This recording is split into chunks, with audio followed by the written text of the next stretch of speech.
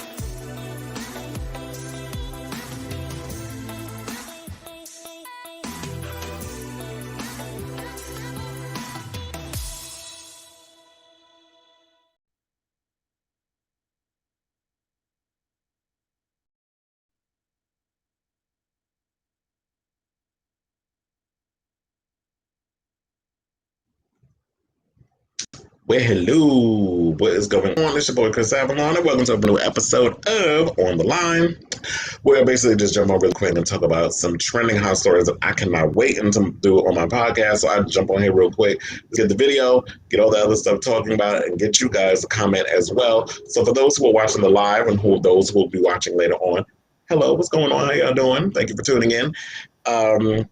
Also, if you like this video, please click like and subscribe and share. Be sure to leave your comments. We are live at the moment, so you can also comment as the show is going on. And I definitely want to get your feedback on the following topics. So some of the topics that we are definitely going to be talking about for hopefully 30 minutes or less. Shout out to Rachel Ray for the 30 minutes or less situation. That's how she be cooking some of the meals. But the topics we're going to be talking about is I got some more tea on the one and only NutMeg McCain and what's going on with her in The View. I also have some stuff on Stephen Dorff throwing shade at Scarlett Johansson and Marvel. So I have my thoughts on that. And I also, one of the basic story, and then another thing is, because I forgot to tell manager, but I hope he read the text, I'm going to show you all those exclusive, not Todrick. Todrick is one of the topics. That's the one I'm going to start off with. But I'm going to show you these little Knox X pictures where I was like, he was giving me Simone realness with the hair. I want to show those pictures on here. We're going to show that later on as we close out the show. So the first topic I want to get into, let's talk about Todrick Hall being robbed of his expenditures while he was off in London. I'm wondering if it was a vacation or maybe he was off promoting Femulin. But TMZ broke the news. Officers reported a black window had been smashed. A back window. I was like, why you got a black window? Why you got tinted windows in your house? So basically, what had happened was a back window had been smashed to allow entry into his home. It says at least 50,000 pounds in handbags and other personal items have been taken. The LAPD is currently investigating. Now, Hall, according to postings on his social media over the last few days, has been in London. On Saturday, he posted a video of himself enjoying a performance of Hairspray at the London Coliseum Theatre for the second time this week.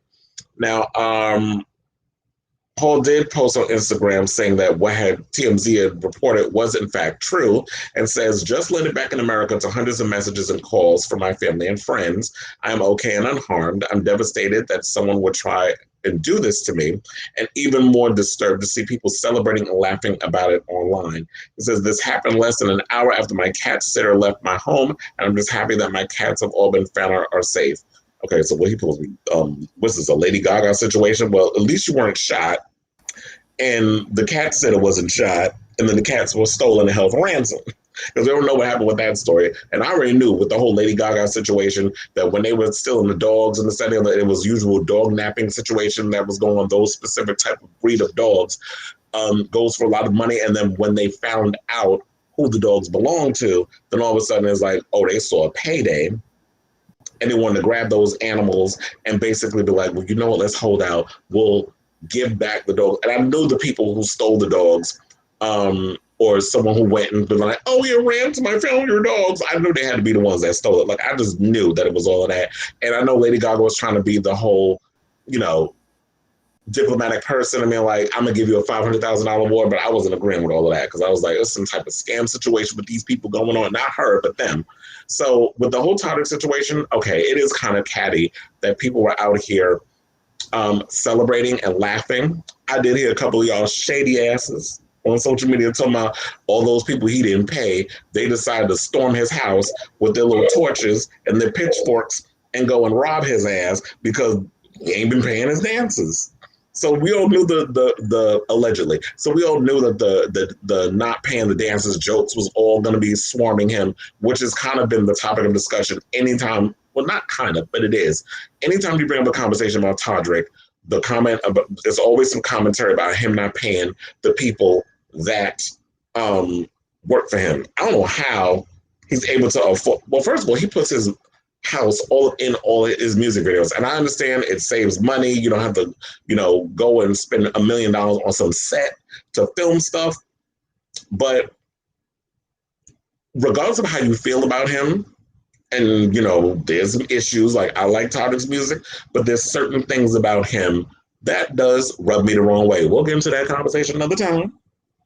But for the most part, I feel like no one deserves to be violated. No one deserves to have their home robbed.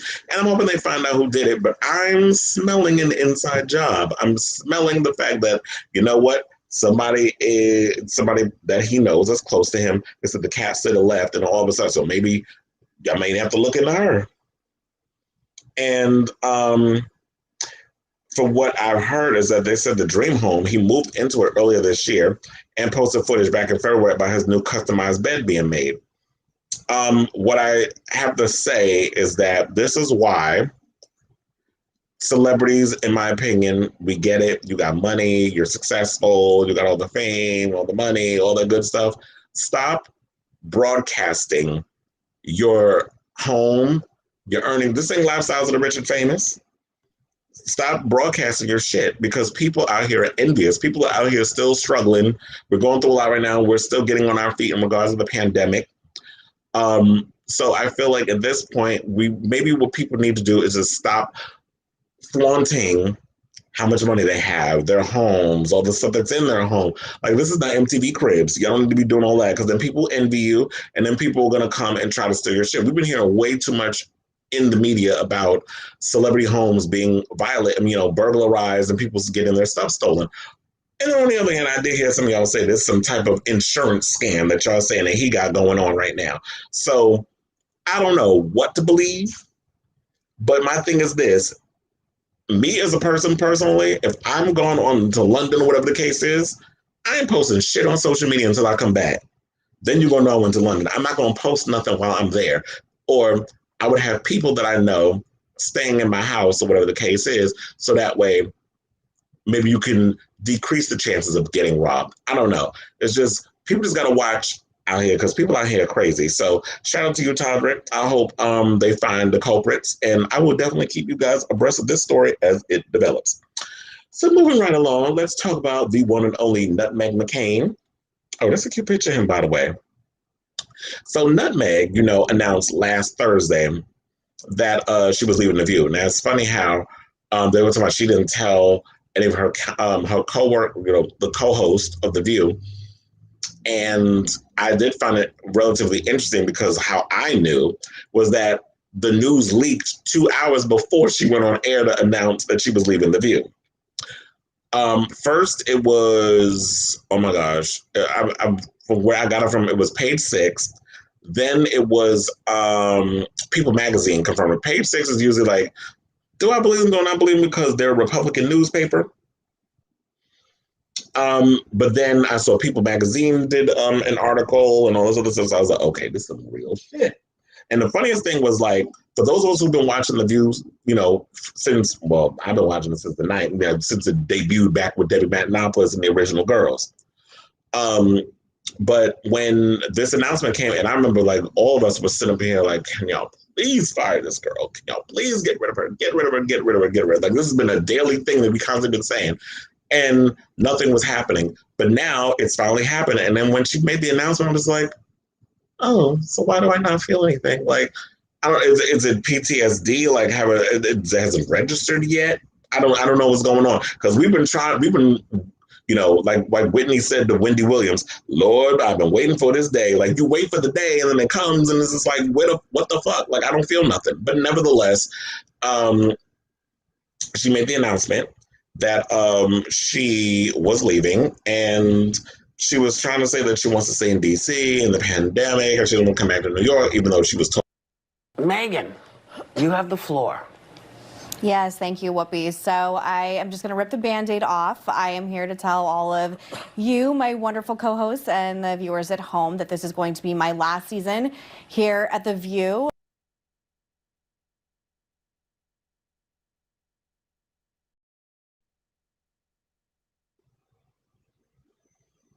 Yeah, so NutMeg's finally gone. And I would hear certain people like, well, y'all be praising the fact of someone who has a different opinion and we don't want her there. My thing is, I cannot address this enough. I have no problem with someone having a difference of opinion. I live for it. I love a debate. I like hearing different sides of people if they know what they're talking about, if they come with the best knowledge. Even if you don't have the best knowledge, if you're willing to listen and learn, and I listen to you and I learn from where you're coming from, but I show you a different side and you're willing to receive that, that's perfectly fine. But NutMeg comes across as a brat, a spoiled, know-it-all Karen. Whenever people disagree with her, she's disrespectful to her fellow co-hosts. She loves to fight with people. We hear name calling. There's eye rolling. If she could sing and dance, she could go on that encore show that Carlos King created. Like, she'd be perfect for that. With all the amount of shade she'd be throwing. But I felt like she was trying to turn The View into an episode of The Real Housewives, which is a show she's obsessed with, and I can understand why. Because it's about a bunch of women who live in a bubble, who come from money, who have all this access and success and fame and money and this, that, and the other, and they live in their own little bubble. That's why she loves the people like the Ramona Singers and the Erica Janes and all these other women, because that's the world she relates to. She can't comprehend and understand what people like us go through, regular people who live differently, who actually have to who know what it's like to not come from privilege, who have to get up every morning and work and make money and do this, that, and the other. We weren't born with silver spoons in our mouths. We don't have the luxury to just walk away from a job and still have a trust fund to rely on. So good on her for leaving, but I just want to also point out that when what was the page 6, when they first did the story, they did an extension on the story. I think it came out on Monday. So we found out more on why, and I knew this was going to happen. That's why I was like, when I did the show on my podcast on Saturday, I talked a bit about it and I gave my opinion, but more stuff came out and said that basically the ladies of The View were at their wits' end and they were tired. They didn't want to work with her no more. So while NutMeg is going on talking about she has an incredible life with her, even as idiotic husband, Ben Dumbass Bitch, because he's not Ben Dominic. I call him Ben Dumbass Bitch. And God, we're going to have to pray for liberty, because that child is, I feel like, the way she treats people, that God's going to get you through your child. So I already see it coming. Liberty is going to be a terror on that woman. So she was saying that she likes her life in DC. She doesn't want to come back to New York because when September rolls around, it's going to be live studio audiences again, because Wendy Williams is already doing live studio audiences, and there's a lot of shows that have brought an audience back in. So page 6 is saying that it's not about the fact that she doesn't want to come back to New York, although she did throw shade and said that, it was crazy in New York, and she was talking mad shit about New York. And then there was a woman in her building that had to check her and say, okay, NutMeg, you're making up stories. So They said everybody was at their wits' end, even Whoopi, and she's the chillest of them all. Whoopi is never going to advocate for anyone to get fired. She's not about that. She was very clear that she no longer wanted to work for Meghan. Or with Meghan, I'm sorry. So multiple sources are saying that Goldberg, as well as Joy Behar and part-time conservative co-host Anna Navarro, who, if you've been paying attention, ABC, that's who they want to replace NutMeg. So basically, Joy Behar, part-time conservative host, Anna Navarro, and Goldberg told producers they couldn't work with Meghan any longer. She was too toxic and she was making their lives hell. And it said it happened as soon as new ABC News president Kim Godwin came in. Another insider said it was right after Joy and NutMeg's huge on-air blow-up in May, where the network called an emergency meeting. And I remember that. So there was a blow-up that they both had on the industry, on air. And then Kim went and called them all, was like, we need to have a meeting. I heard NutMeg stormed out. She didn't like the fact that she was being ganged upon, and they had new management because, quiet as is Kevin, I've said this enough times, she was protected under the old guard, where I forgot the guy's name because I mentioned him enough times on this damn show, where I was like, well, people, y'all got the complaints, take it up with him. So it was him, and then it was Barbara Fedito, who we all found out was being a racist bitch and was throwing shade at Sunny Hostin, which I do believe, because there was another story. That was, and the blow-up was around the May 18th episode during a discussion about Matt Gaetz and his teen sex trafficking scandal. So McCain had told Behar to stop telling Republicans who they should support, to which Behar replied by telling McCain that she never misses an opportunity to give her own unsolicited advice to Democrats, which is absolutely true, because a lot of times what she'll be like, well, this is what Democrats need to do and this, that, and the other in their policies. And I'm sitting there like, but wait a minute, y'all always have an answer to tell us what to do, but maybe you need to focus on your own party and hold their feet to the fire. Because I know a lot of people say, well, what kind of a Republican is Anna Navarro? And I always was curious about what kind of Republican Anna Navarro is. But I feel like we've gotten a bit of who she is from when we watched the show. And she basically said that she is the type of Republican that is not afraid to hold her party's feet to the fire when they screw up. She is not going to be a part of the cult that the GOP has become, that the Republican Party has become, that whole Trumpian idea of we all need to fall in line and just be silent when we do our shit, which is 10 times worse than what we know Democrats have been doing. But so that's the type of Republican she is. She is willing to call her people out on their shit. Like she says, she admires people like Mitt Romney. She admires people like Liz Cheney. She don't like their policies. She's not about what they stand for politically, but she admires the fact that they stood up against their own party for the bullshit they were doing and called them out on their crap. So that's the type of Republican she is. NutMeg is someone who doesn't know what side she wants to jump on, but she's aligned herself with the cultists. And I feel like if they don't pick Anna Navarro, I'd be upset. And I think the viewers, VIEW, big letters, ERS, viewers, if they don't follow what the hardcore fans, the people that have kept you guys watching and have been supporting the show and hate watching, because quiet as it's kept, I think ABC loves the fact that they're, the fighting and everything. It keeps them talking, because every time, and I kid you not, whenever I'm on Twitter and I see hashtag The View, I was like, okay, what the fuck NutMeg said today? Like, I always know that it has to do something or another with NutMeg out here saying something crazy, and they're trending. And I understand that ABC loves that, because with them trending, all the other stuff, it breeds ratings. And people don't even watch the show. They're like literally watching these clips, and NutMeg makes a great punching bag. You can hate watch her. You love to hate her. And I think also NutMeg, maybe she was just tired of being the punching bag. People talk so much shit about her, and within good reason, because you kind of put that energy out here. And what I also found funny was this next story. They said that there was a point where, and we all knew this, but I always wondered, why were they so chummy all of a sudden? That NutMeg at one point and co-host Sunny Hostin weren't getting along, and Hostin was taken aside and told she had to find a way to get along with NutMeg or get out. And that was because McCain lasted, and the reason why people wonder why NutMeg lasted this long is because she ingratiated herself with the old regime at ABC. So those people who slid her ass up in there, because, if y'all were watching the opening, when Megan, you have the floor. And then she had said her little 8-minute speech, which I wanted to stab myself multiple times in the damn brain, having to listen to all that foolishness.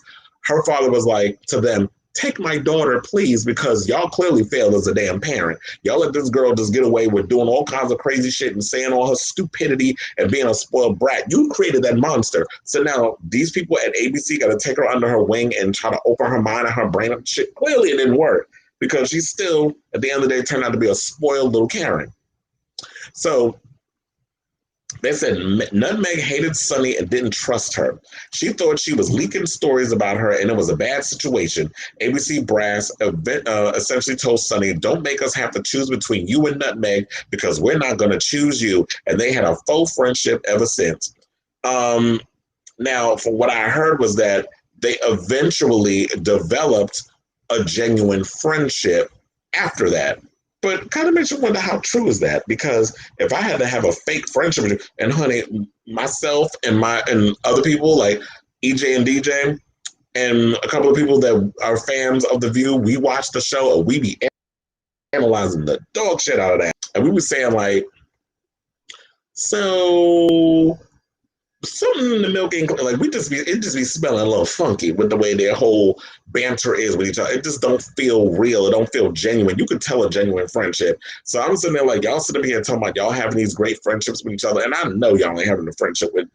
NutMeg is not the type of person that seems like you would want to get along with her. And I don't agree. Like let's not bring on Megyn Kelly. Megyn Kelly was fired from NBC for being a damn racist. We don't want Coon to a damn coon, so we don't need her going there. And then the black women on the show got to roast her ass for saying something stupid. So we don't need or Kellyanne Conway, the crypt keeper with tits. Like we don't need these idiots. We don't need the cultists on the show because y'all thirsty for ratings.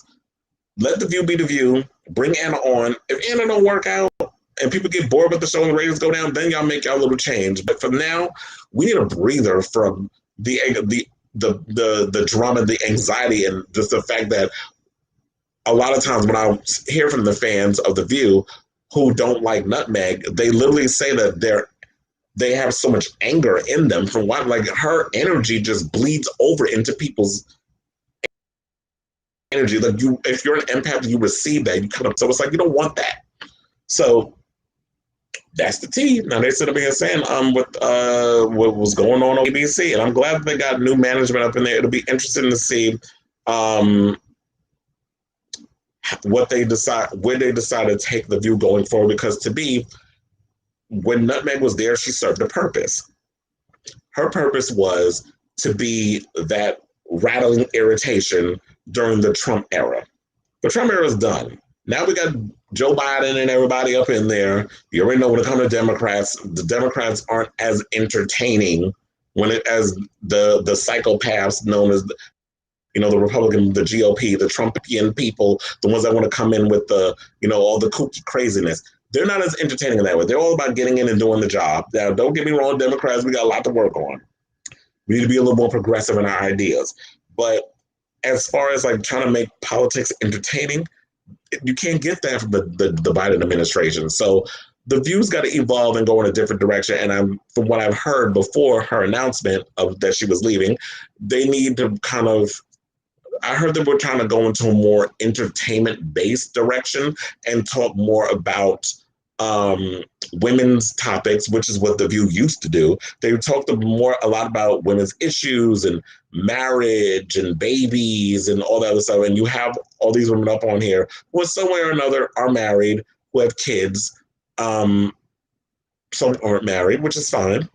And then we got Anna Navarro, who knows how to bring the funny in. She doesn't have any kids, but she got her Cha-Cha, the dog, and her husband. And she's quick-witted, she's funny, and she's engaging, and we need that. People just want to watch a show and just feel good and be entertained. It's a morning show. Nobody wants to feel a sense of anxiety throughout their day because you got some bitter, miserable-ass Karen on the show working everybody's root canal nerves. So good riddance, NutMeg.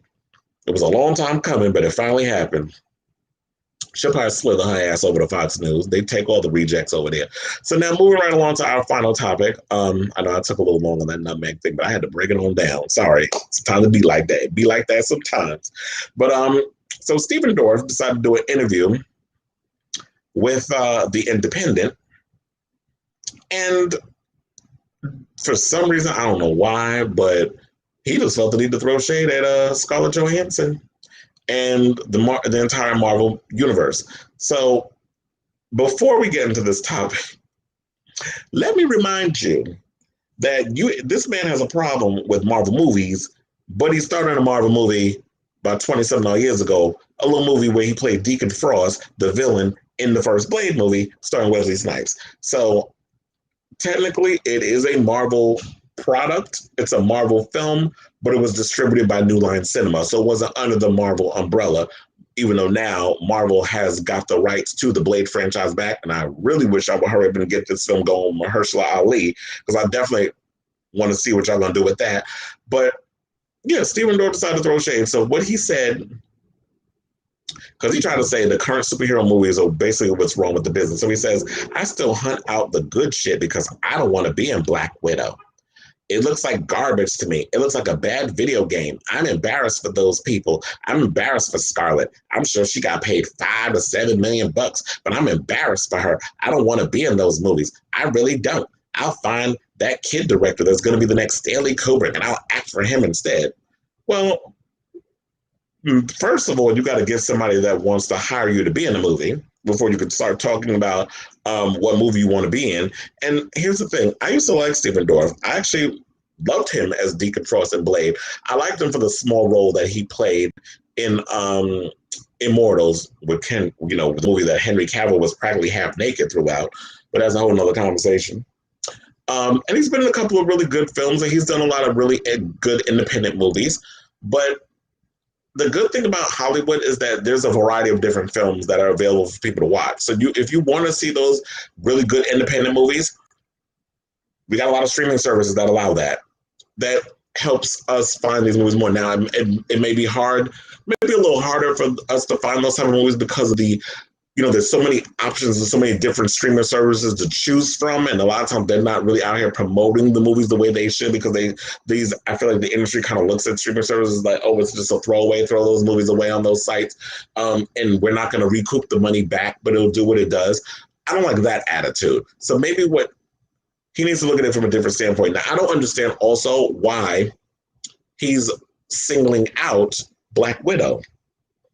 To me, it's like, it feels a little misogynistic to me. You're throwing shade at Scarlett Johansson, and I'm going to tell you in a minute how much she makes. So I find it an insult that you said, oh, she made $5 to $7 million for this film. The first time she played Black Widow in Iron Man 2, she made $400,000. So that was the first amount that she made. But since then, she's played Black Widow in numerous different movies. She did it in, was it 2 Captain America movies? I think it was Captain America Civil War, which I love that movie, by the way. And then she was in Endgame and the other, she's been in all the Avengers movies. So her star has continued to rise. She is one of the highest paid actresses in Hollywood. She has surpassed Angelina Jolie. So she is one of the highest paid female actors in Hollywood at the moment.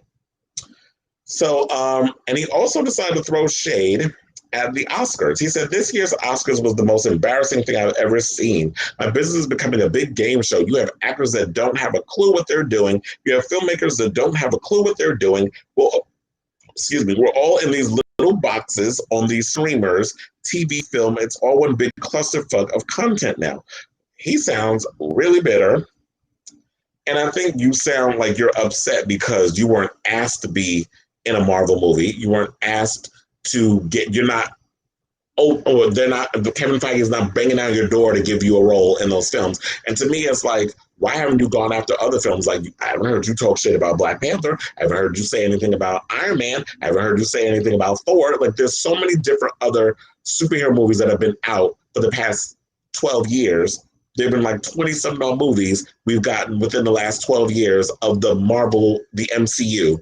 And you decide to single out Black Widow of all films. So to me, it feels a little misogynistic that you're coming directly at her. And you're also, in my opinion, selling Scarlett short because she chose the director of the following film. So she has pull in Hollywood. Like, she literally she produced the new Black Widow movie, and she gets to decide who she wants to be in it. Like, as a producer, I handpicked this woman to direct this movie. She got a woman on board to direct Black Widow. So I don't see nothing wrong with Scarlett bringing in somebody to be able to just give, she has power. So she's using that power for good. Also, oh my gosh. No. Anyway, let me concentrate because I think, oh, there you are. Sorry. So with that being said, also, I think you're selling Scarlett short because, she has started her career out doing independent films.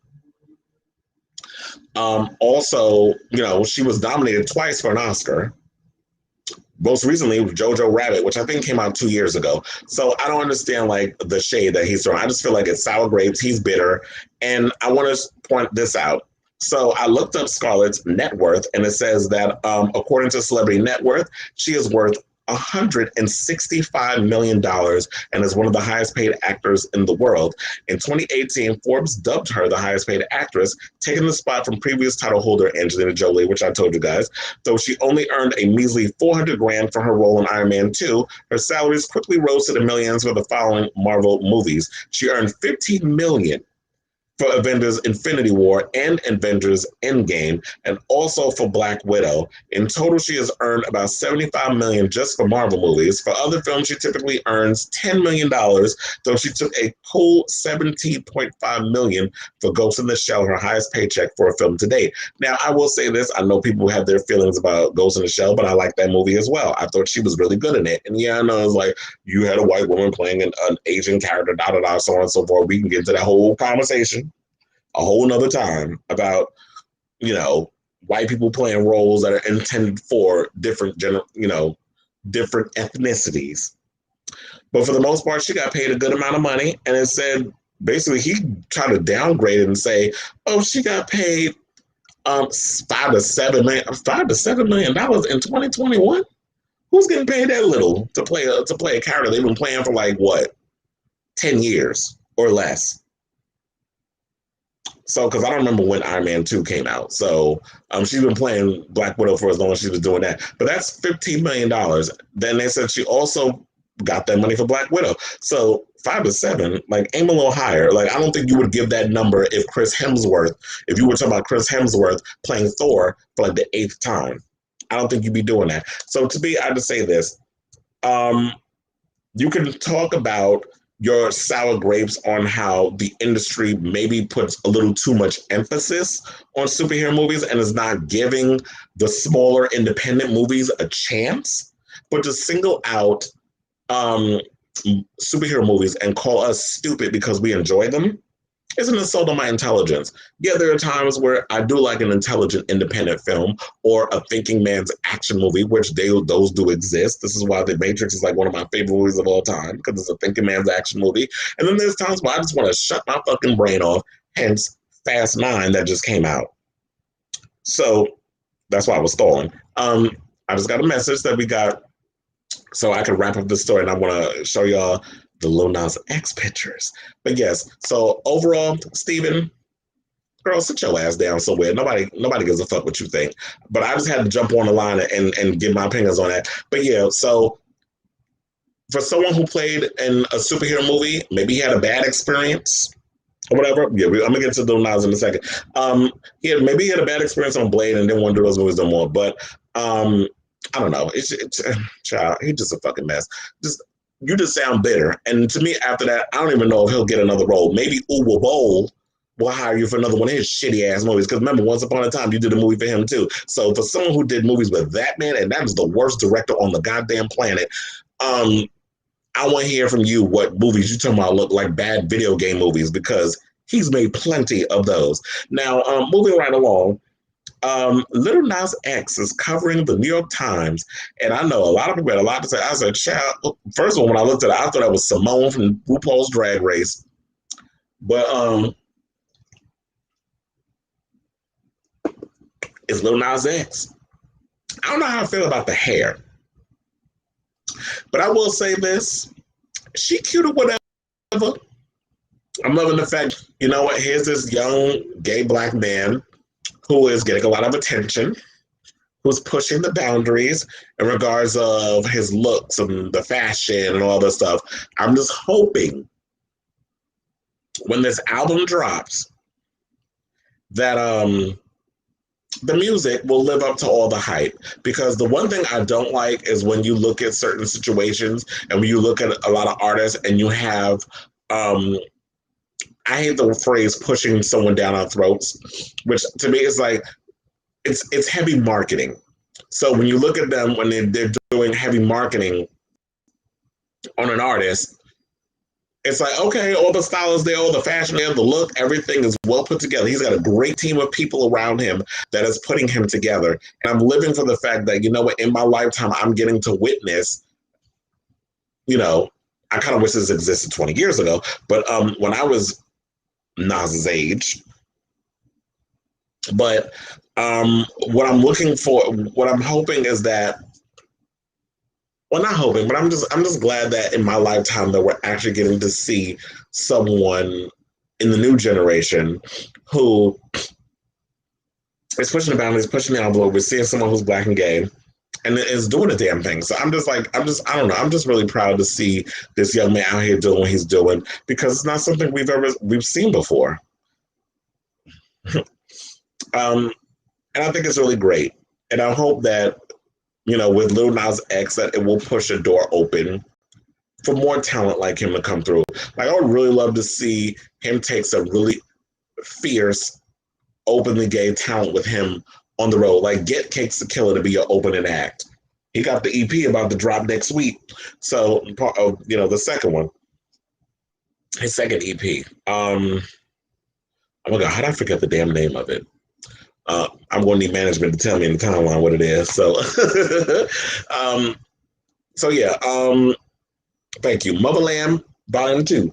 I don't know how I forgot, but I did. So, I'm actually looking forward to this album, the Lil Nas X album, Montero, because I definitely want to hear what it's all about. I love the whole Marvel theme that they did, the little video where they were, you know, the trailer of the album. I'm actually looking forward to hearing more music from it. I'm actually looking forward to this. Yeah, so I would really love to see him with all this power and influence because of Old Town Road, that he can bring some queer talent and introduce them to these people. Like, get Mickey Blanco to be an open act. Get you know, get some of the lesbians out here that could be on, you know, the opening act. Don't go after Miss Thing. Oh my God, I forgot her name. The one that's supposed to be in rehab. Don't get her, because, you know, she's supposed to be not on the drugs, but she says she's not in rehab. Young M.A., don't get her. I don't need you don't want to influence whatever issue she got going on. And I do like Young M.A., but word on the curb is she a hot mess right now. So, yeah, I would love to see him grab some openly gay artists and bring them out on the road with him, because that's what I would do if I was in my position. But anyway, so with all that being said, thank you all for watching this episode of On the Lawn. I'm your boy, Kris Avalon. Tune in next time for more excruciatingly fabulous hot topics and entertainment news. So when something else come up, you know I will jump on. Once again, thank you all for watching. Love you all for watching. Until next time, ciao, darling.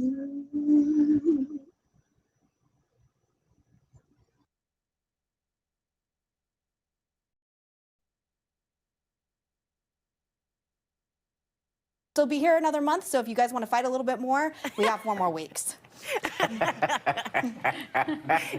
Oh.